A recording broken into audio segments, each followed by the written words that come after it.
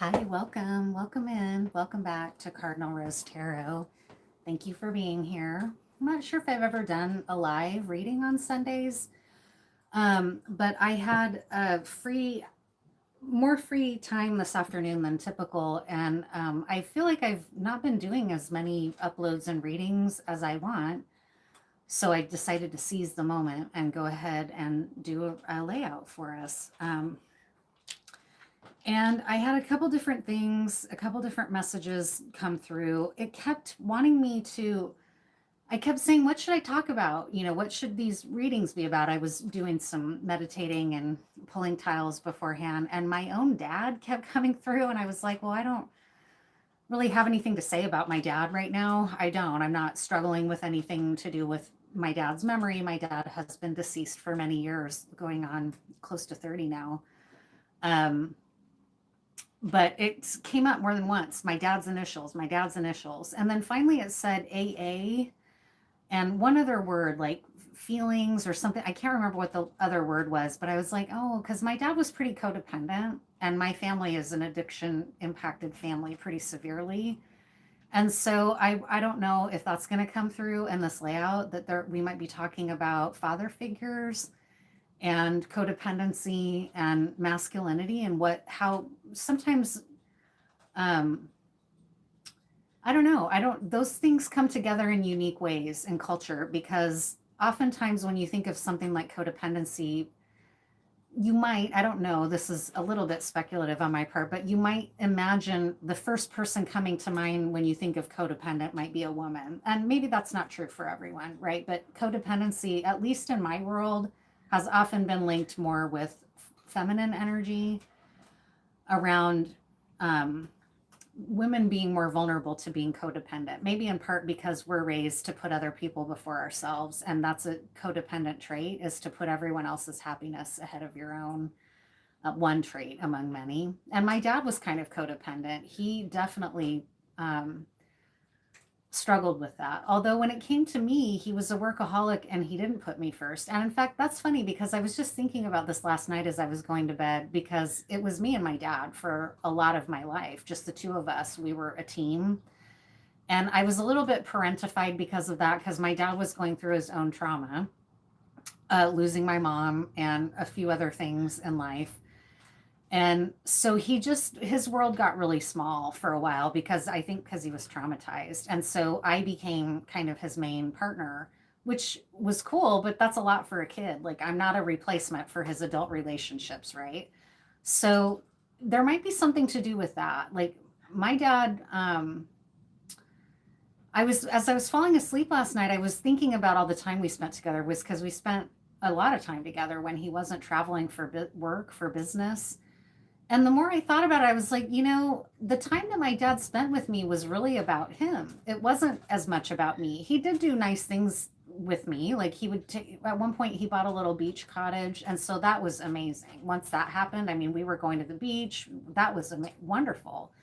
But before then, and I think it's when he was traumatized, I was not first. I was totally neglected. I remember at one point having just this huge mat in my hair in the back of my head that I would just comb over because I didn't want to deal with it and I didn't want him to know about it. And finally, one of my babysitters found it and was like, oh my God, and spent like hours getting my hair unmatted and making sure she started checking in to make sure I'd taken a bath. And, because my dad just neglected me. He didn't not love me. He just wasn't tuned in. He was traumatized.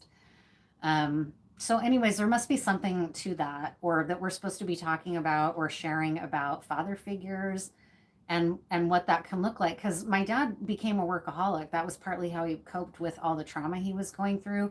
So on weekends, he just dragged me around working. And that's a lot of my childhood, a lot of it. Like, yeah, I had good times too. I'm not saying I had a terrible childhood. I didn't. I had a lot of messed up things happen in my childhood, but I had good things happen too.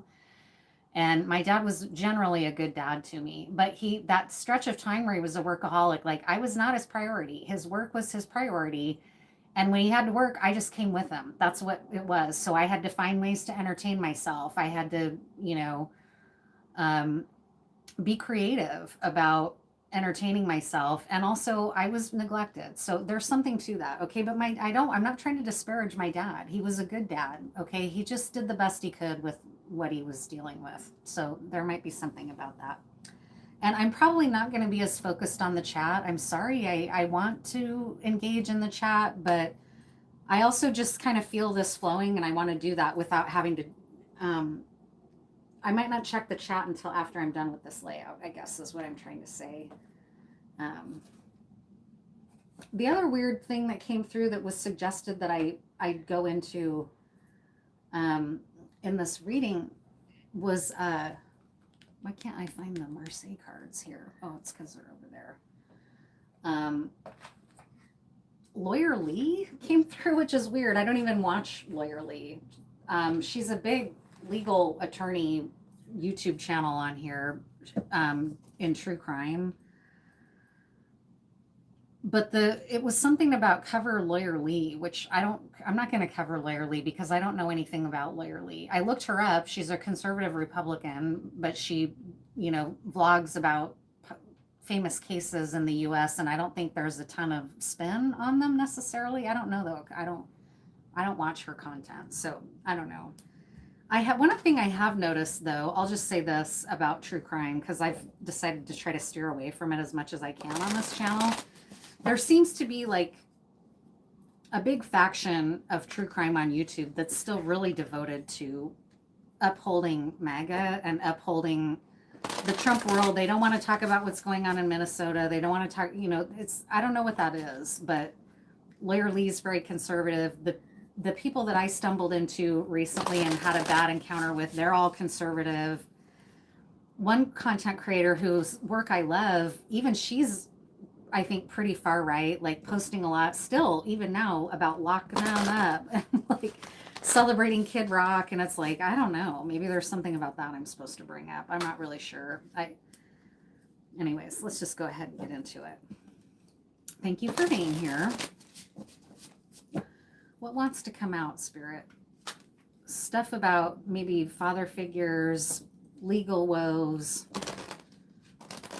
conflict in the US. I mean, my heart goes out to Minneapolis. My heart goes out to all of the cities that are being targeted by this administration or regime.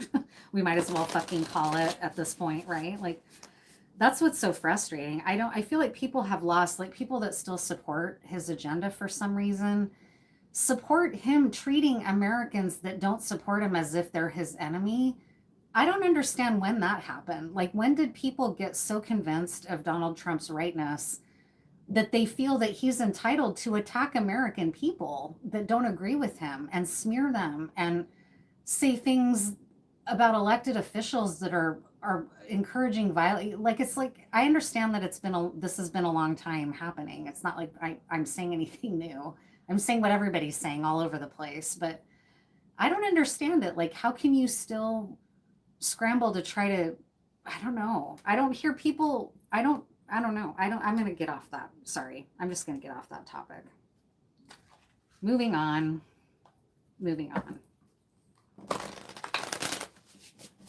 What wants to come out, Spirit?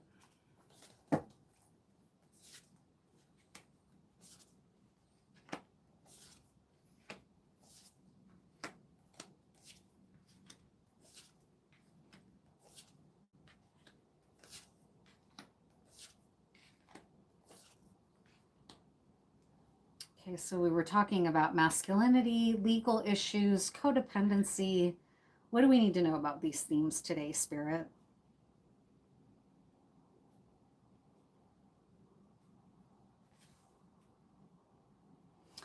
So the people in this collective feel burdened with the options and decisions needing to be made about the onslaught of horrible news that we're getting. The Knight of Swords is the cornerstone card, and that is intense news and messages coming at us that are hard to assimilate with a lot of speed. And so that's the card that we're looking at here for the cornerstone, our reality in this collective. We're facing a choice and a threshold and a turning point, right? Or like a crossroads.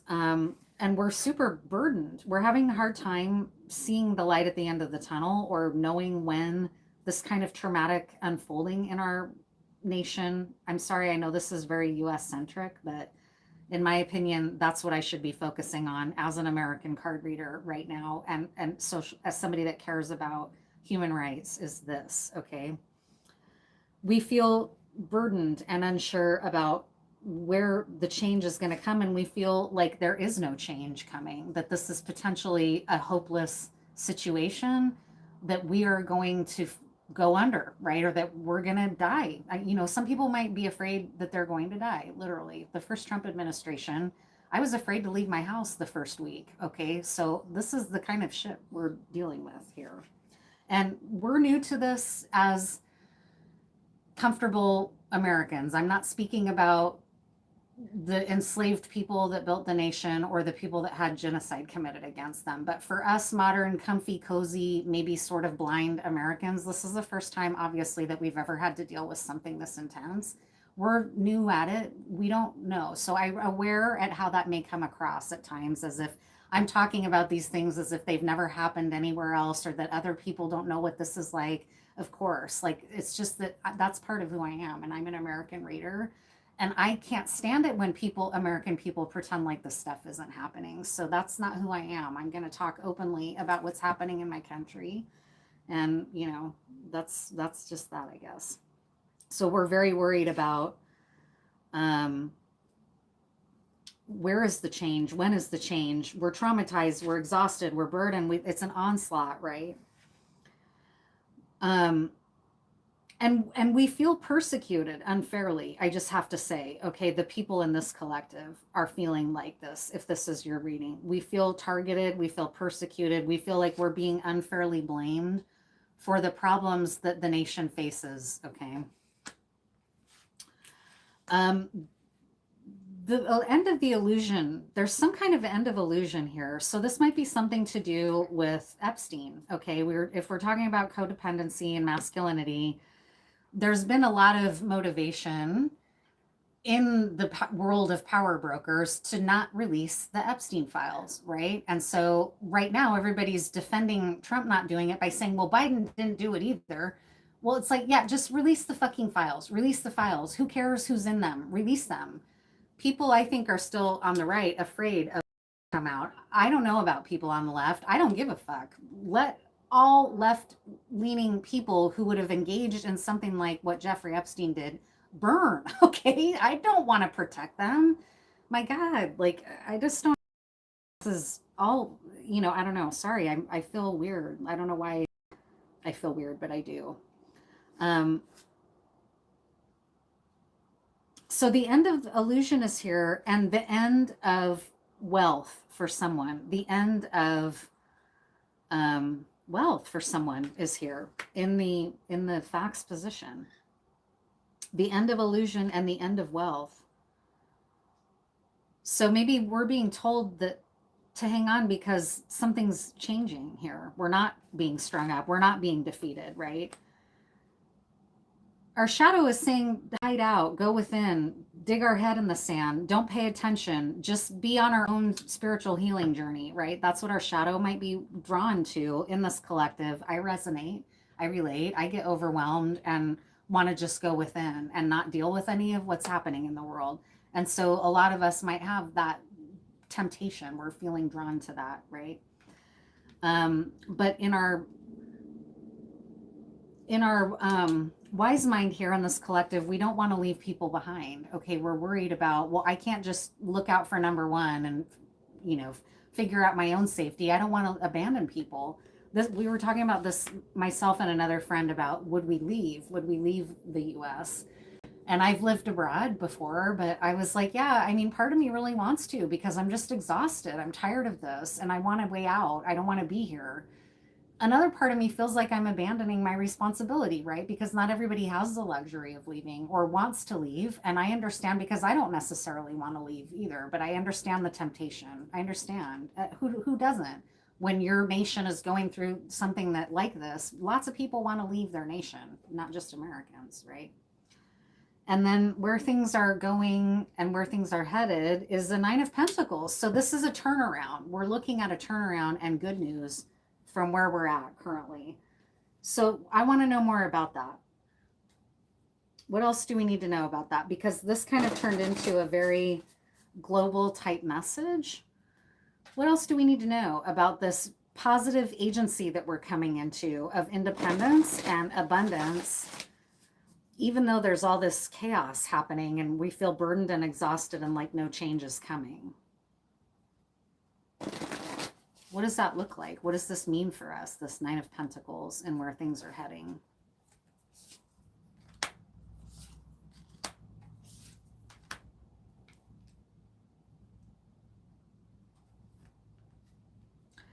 A slowing down, not so much rushing. There's not going to be so much fast moving, rushing energy.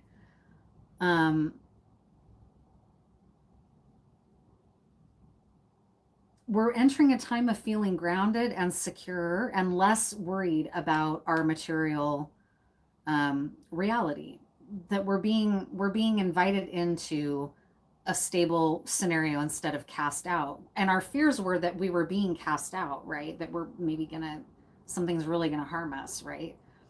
This is saying no, actually, we're gonna step into a feeling of stability and abundance. That's great to see. And here's this rabbit, there's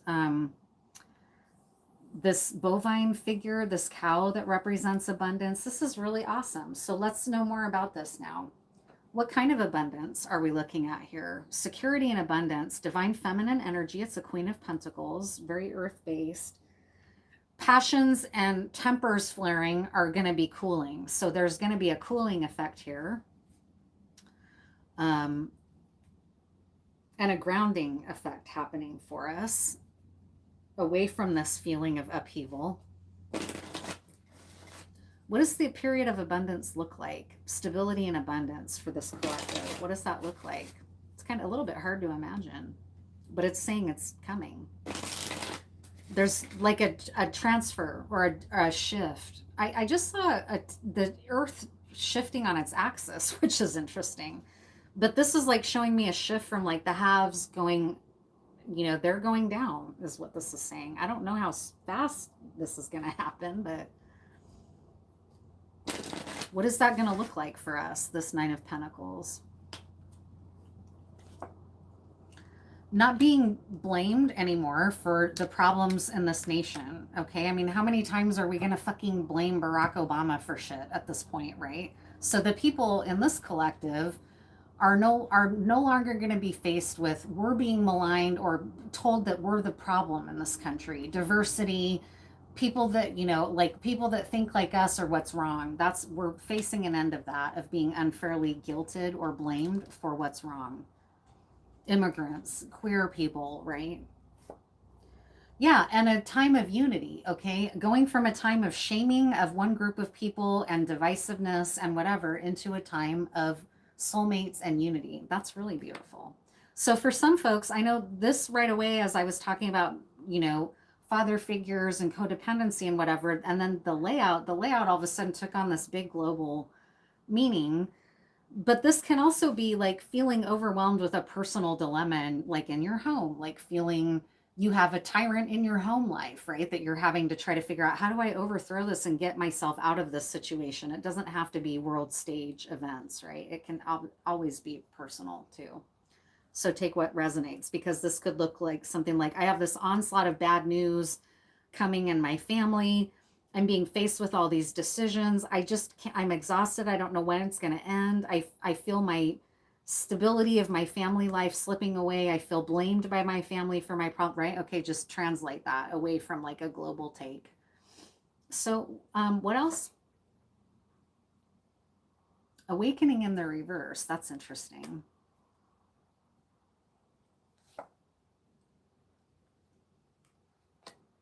Advice in the reverse. So what I take this to mean is that there's not going to be like the people who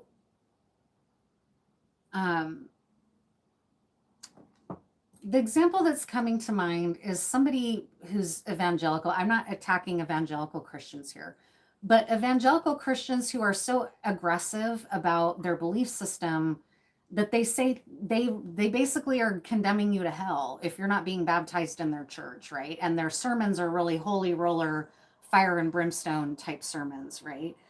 It's kind of saying here, like, not listening to, that's an unawakened way of, like, yes, you want to have a healthy fear for the divine, right? A fear slash respect or whatever, because it is so much bigger than us. Fear, not having any fear would be a little bit inappropriate. You don't want to look at the universe space and be like, I'm not afraid. I can launch into the rocket and go out there and without any protective gear, obviously. So I don't know. Yeah. Um, what else? What else do we want to know about this, Spirit? What is the um what was this? Let's ask that. What was this for us in the collective? The illusion that was present, feeling like nothing's ever going to change, feeling burdened by too much negative, bad news, information, overwhelm. You might have decided, I need to get off the internet for a while and take a break from social media. For some of you, other folks might have been like, I need to take a break from the news because I'm getting depressed and I can't sleep. I had nightmares a few nights ago because I watched too much news. So, what else?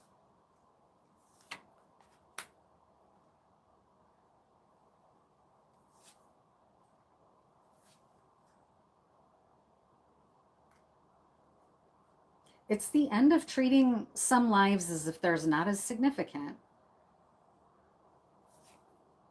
Yeah, and heartbreak because of that. It's the end of that. So I don't know what that's going to look like. What will that look like, Spirit, tangibly? Like, what is that going to look like for this collective? As that changes, what is that going to look like? Is it going to look like just more joy and a feeling of stability even in the chaos? Is the chaos going to end for you? Like, what does that look like?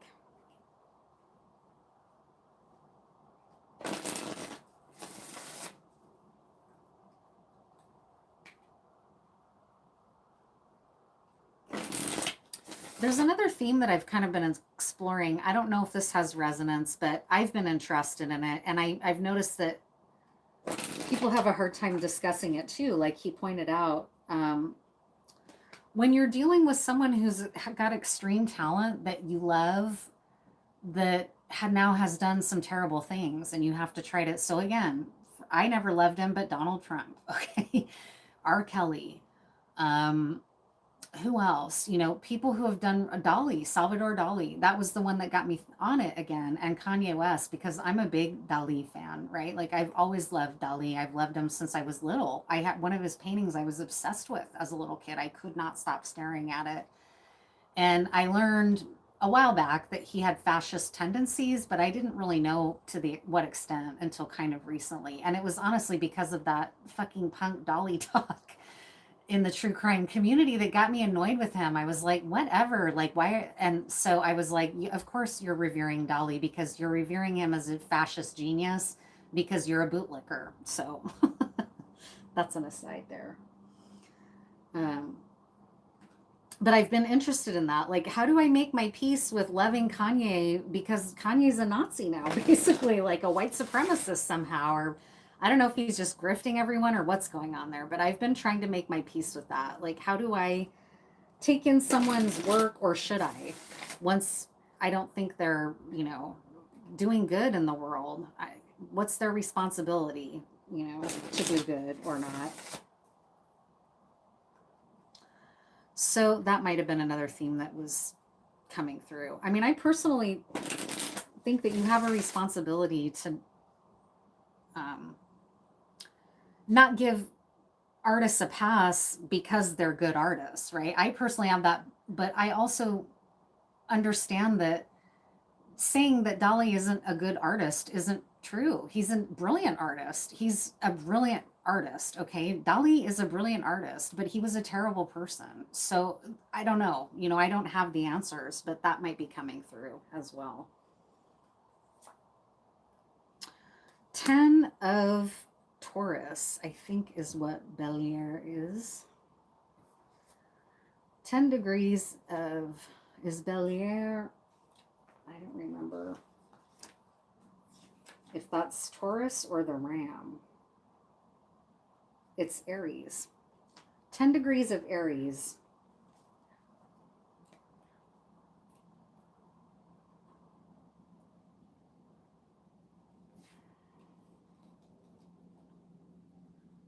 Sorry, I can't remember where Aries is in this book. Okay. This card represents Andromeda on her rock, deliciously feminine and yet proud. This almost divine heroine, with her stern graciousness allied to her beauty, chained to the rock by evil forces at the mercy of a sea monster, is on the point of yielding when the providential and unexpected rescuer comes in, bold flight on a winged horse in the gold of the sky. It is intelligent and daring willpower, animating brave and acting benevolence, which brings freedom and the compensating triumph of happy wedlock. And what's amazing is triumph came through over and over in my reading, my last reading I did. Triumph was a huge theme. It was a fire scrying, so check that out. There might be messages in that fire gaze for you. Its significance in the pack is that of victory after sacrifice. It promises fame and wealth after innumerable difficulties. So check it out. I'm so glad I pulled that card. That really brings it together like I was hoping it would, because there was such dark messaging in the beginning. I lost a lot of people that were in this reading. It started going off on this tangent, right, of like all the, and I lost a bunch of people. But look what happened. And I think that's even meaningful and symbolic, is that the energy actually turned on itself in the reading, in the layout, into this really beautiful, optimistic energy, almost like the year of the snake ending coming into the year of the fire horse, right? A time of transformation and going within and difficulty and, into like, oh my God, the light, the quickness, movement again after a difficult time. That's what this foretells. So that's beautiful. So I think that's going to do it for the end of the general reading. And then I'll scroll into the comments and see if anyone had a question for me. Because if you're here and you have a question, now that I'm here, I'll ask it. It doesn't have to be about the topic. It can be about anything that you want to ask about.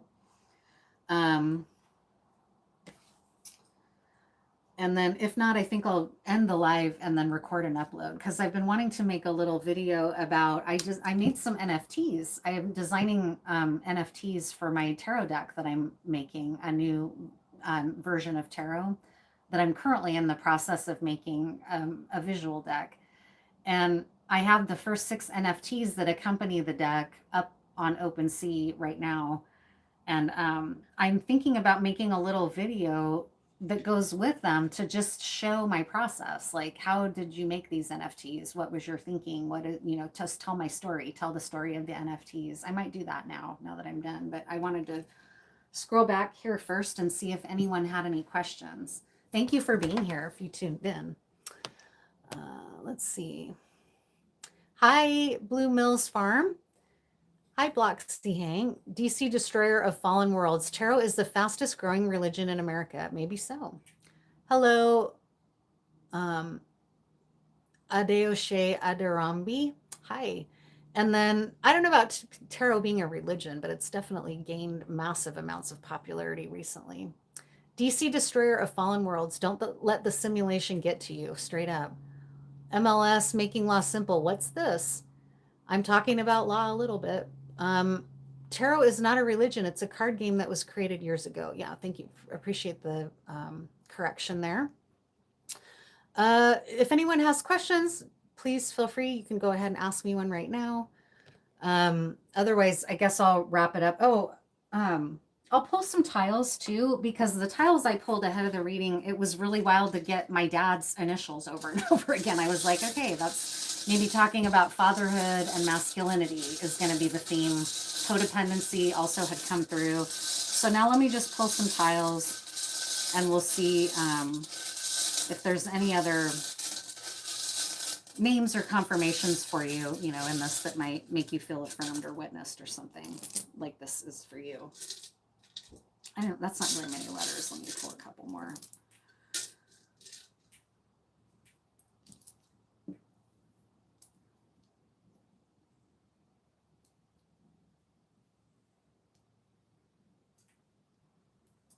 Okay.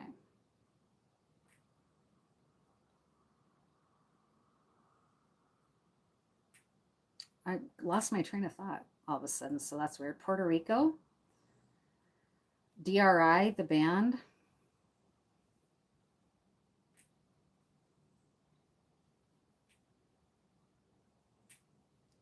Heidi, the name. Utah.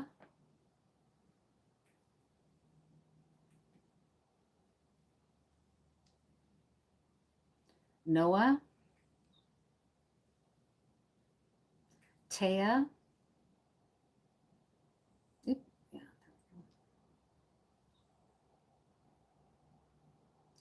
Teol. That's a Southeast Asian name, and it's not all the letters here, but I heard it very distinctly. Teol. Ute.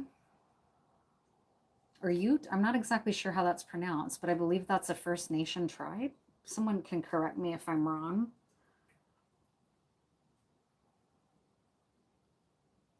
Ride or Die is coming through.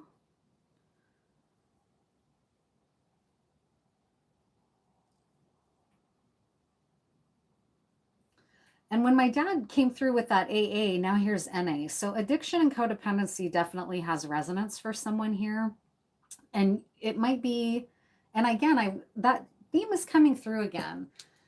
Like, I'm, please correct me if you disagree, because I'm totally into debating stuff like this, but I am not someone who typically would think of, you know, codependency is an concept that's really resonates with men. Like masculinity is such a like, oh no, I'm not codependent, or so I don't know. There's something about exploring whether you're codependent or not, especially if you resonate as a masculine person, like male, identify as a male, rep in the world as a man, right? Like maybe going within and being like, what do I have codependent traits or something, right? I don't know. I'm not sure why that's coming through. But my dad struggled with codependency. He just did. He could never set the limits that my brother needed for, you know, he couldn't do anything sort of tough love with my brother to help my brother beat his addiction, although that's debatable even anymore, whether that's even the right approach.